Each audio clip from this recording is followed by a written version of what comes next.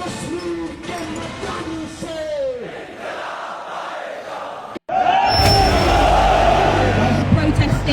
against corrupt governments that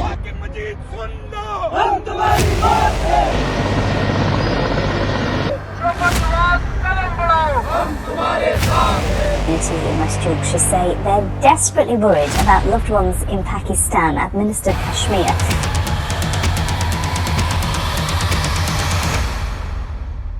बिस्मिल्लाहिर्रहमानिर्रहीम, अस्सलाम वालेकुम। मुज़ाकरात की ताज़ा तरीन अपडेट्स क्या हैं और आज़ाद कश्मीर में अमन व अमान की क्या सूरत हाल है।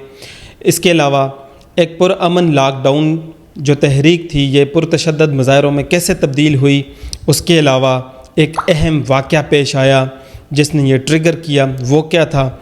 उसके अलावा पूरी दुनिया में मुकीम कश्मीरी जो हैं वो जॉइंट अवामी एक्शन कमेटी की कॉल पर कैसे बाहर आ गए, इस पर भी बात करेंगे। इसके अलावा एक्शन कमेटी क्या है, इसके मकासद क्या हैं और इस पर भारतीय एजेंसियों की फंडिंग के हवाले से इल्ज़ाम क्यों लगाया जाता है, आज के इस व्लॉग में हम आपको डिटेल से बताएंगे। तो सबसे पहले मैं आपको बताता चलूँ, आज है 3 अक्टूबर बरोज़ जुम्मा और इस वक्त जो टाइम है तकरीबन 11 बजने वाले हैं जब हम वीडियो रिकॉर्ड कर रहे हैं। तो हम ताज़ा तरीन अपडेट्स आपको दे रहे हैं। सबसे पहले हम बात करेंगे जी कि वज़ीर-ए-आज़म पाकिस्तान शहबाज शरीफ जो कि अभी वतन वापस पहुंच चुके हैं, उन्होंने गुज़श्ता रोज़ जो है वो हालात की संगीनी को मद्देनज़र रखते हुए एक आला सत्ता का जो है एक वफ़द जो है वो उसका क़याम अमल में लाया, जिसकी क़यादत उन्होंने साबिक़ वज़ीर-ए-आज़म पाकिस्तान राजा परवेज़ अशरफ को सौंपी। उसके साथ साथ दीगर जो इसके मेंबरान हैं इस कमेटी के, उसमें सीनियर वफाकी वज़ीर अहसन इकबाल हैं, राना सनाउल्लाह हैं, कमर ज़मान कायरा हैं, सरदार यूसुफ हैं और इसके अलावा जो पहली मुज़ाकराती टीम थी जिसमें अमीर मुकाम और डॉक्टर तारक फजल चौधरी थे वो भी इस वफ़द का हिस्सा हैं और इसके अलावा साबिक़ सदर आज़ाद कश्मीर सरदार मसूद खान भी इस वफ़द का हिस्सा हैं या इस कमेटी का हिस्सा हैं। तो ये एक आला सतही वफ़द है जो कि गुज़श्ता रोज़ 2 अक्टूबर को मुज़फ़्फ़राबाद इसकी आमद हुई। अब चूँकि जॉइंट अवामी एक्शन कमेटी के जो कोर मेंबरान की तादाद है 30 या 31 है गालिबन, लेकिन जो कल के इस मुज़ाकराती अमल में महज 3 ही इसमें मेंबरान शामिल थे, जिसमें शौकत नवाज़ मीर, राजा अमजद अली खान और अंजम ज़मान अवान मौजूद थे। उन्होंने जो भी डिस्कशन हुई, जो भी डायलाग हुआ और उसके नतीजे में जो हुकूमत की सिफारिशात थी या जो उनका मौक़िफ़ था वो ले के ये लोग रवाना हुए धीरकोट, क्योंकि इस वक्त जितने भी दीगर मेंबरान हैं जॉइंट अवामी एक्शन कमेटी के वो धीरकोट में मौजूद थे। तो कल शाम जो है ये फिर धीरकोट रवाना हुए, वहाँ पर डेफिनेटली इनकी मुशावरत भी हुई होगी। मुज़फ़्फ़राबाद से धीरकोट जा रहे हैं, वहाँ हम कोर कमेटी के लोग मुशावरत करेंगे और उसके बाद हम वहाँ से फैसला। और आज जुम्मे के दिन 12 बजे का दोबारा जो है वो डायलॉग का टाइम रखा गया है।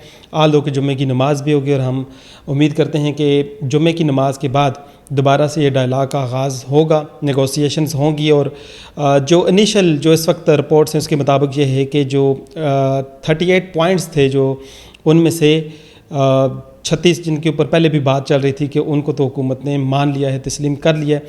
जो सबसे बड़ा मुतालबा वो था जी जम्मू कश्मीर के महाजरीन जो मुकीम हैं पाकिस्तान में, उनकी 12 सीटें जो थी उसके ख़ात्मे के हवाले से जॉइंट अवामी एक्शन कमेटी बहुत ज़्यादा इसरार कर रही है और बहुत ज़्यादा उसका इसके ऊपर फोकस है।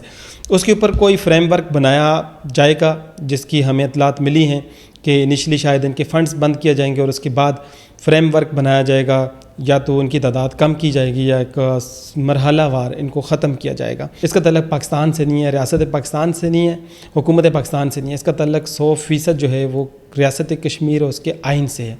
तो उसको डेफिनेटली कानूनी माहिरीन डिस्कस करेंगे और उसका डेफिनेटली कोई फ्रेमवर्क बना लिया जाएगा और हम उम्मीद करते हैं कि मुज़ाकरात कामयाब हो जाएंगे।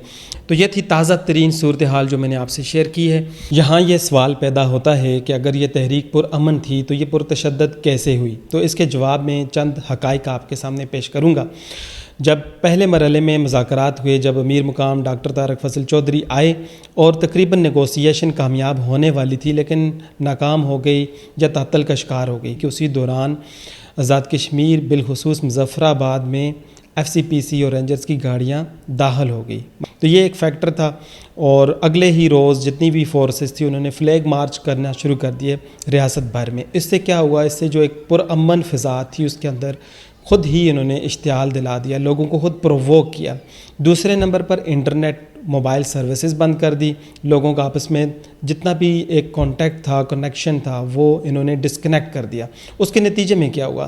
وہ لوگ جو گھروں میں بیٹھ کے کنیکٹ ہو سکتے تھے وہ پھر سڑکوں پر آئے، وہ پھر فیلڈ میں آئے۔ اسی کی وجہ سے عوامی ایکشن کمیٹی نے پھر پلانز بنانا شروع کر دیا، plan a, plan be, plan سی۔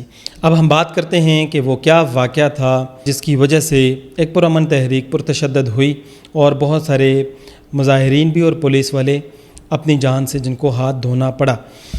جیسا کہ آپ جانتے ہیں کہ جوائنٹ عوامی ایکشن کمیٹی نے 29 ستمبر کی کال تقریباً 2 ماہ قبل یعنی 17 جولائی کو دے رکھی تھی، مگر ہوتا یہ ہے کہ 28 ستمبر کو ایک اور ریاستی جماعت جس کا نام مسلم کانفرنس ہے، اس کے رہنما 29 ستمبر کو ایک امن مارچ کا اعلان کرتے ہیں، روٹ بھی وہی رکھتے ہیں، اور ہوتا یہی ہے کہ ایک تصادم ہوتا ہے۔ عوامی ایکشن کمیٹی کے جو نہتے مظاہرین ہیں ان پر مسلم کانفرنس کے جو لوگ ہیں وہ سر عام فائرنگ کرتے ہیں، اسٹریٹ فائرنگ کرتے ہیں، جس کے نتیجے میں عوامی ایکشن کمیٹی کا ایک نوجوان جس کا تعلق نیلم ویلی سے تھا وہ جاں بحق ہو جاتا ہے، شہید ہو جاتا ہے، بہت سارے لوگ جو ہیں وہ زخمی ہو جاتے ہیں۔ تو یہ وہ پوائنٹ تھا جس کی وجہ سے ایک پرامن تحریک جو ہے وہ پرتشدد واقعات میں تبدیل ہوتی ہے۔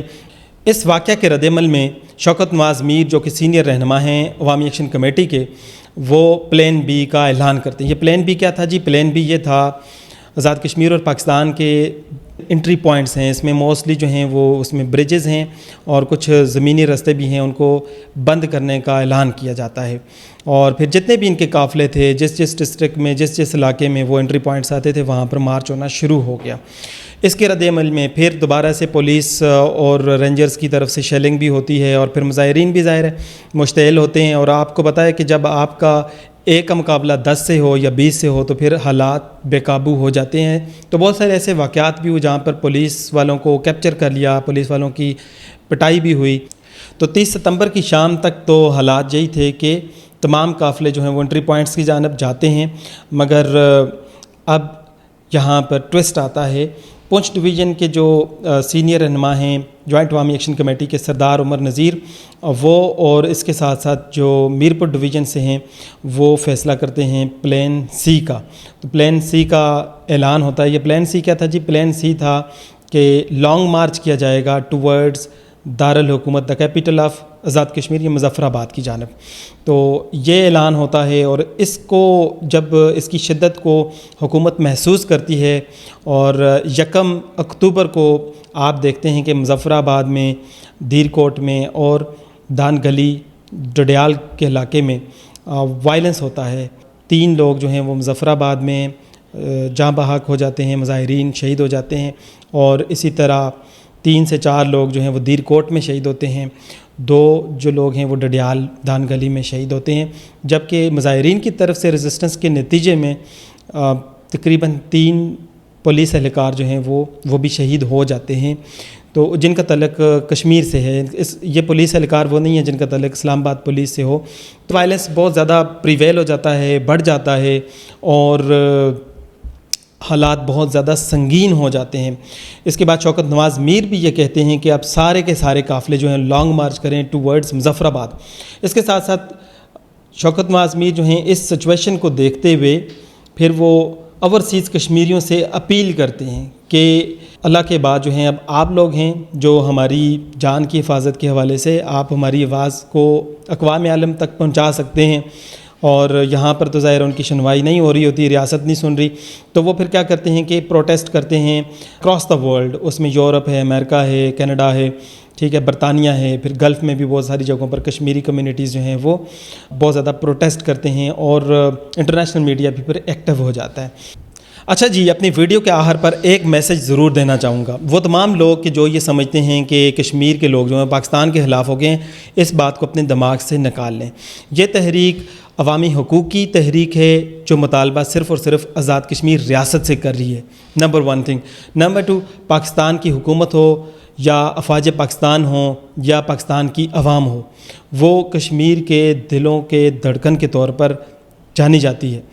عوامی ایکشن کمیٹی کے سینئر رہنما شوکت نواز میر کئی بار یہ بات کر چکے ہیں کہ نہ ہمیں ریاست پاکستان سے کوئی مسئلہ ہے نہ فوج پاکستان سے مسئلہ ہے. بحیثیت ادارہ جب ہم بات کریں گے ہم کبھی پاک فوج کے خلاف بات نہیں کریں گے.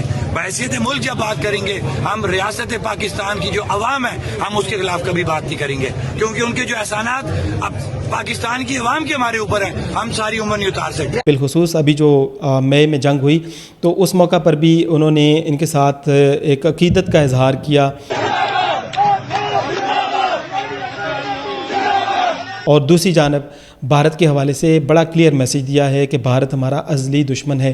تو یہاں یہ جو لوگ جو خلیج پیدا کرنے کی کوشش کر رہے ہیں کشمیری عوام اور پاکستانی عوام کے دلوں میں جو گیپ کریٹ کرنا چاہ رہے ہیں, بیسیکلی ہمیں ان کو ایکسپوز کرنا ہے, وہ چاہے ادھر سے ہوں یا ادھر سے ہوں. ہمیں یہ دیکھنا ہے کہ ہمارے اندر کالی بھیڑیں کون سی ہیں. دعا کرتے ہیں کہ ایک مضبوط پاکستان, مضبوط آزاد کشمیر جو ہے وہ مل کر مقبوضہ کشمیر کو آزاد کرائیں گے. اس سے وڈرا ہو گئے, کیا پتہ مذاکرات ناکام ہو تو وہ پھر سے ہمارے آمنے سامنے آ جائیں.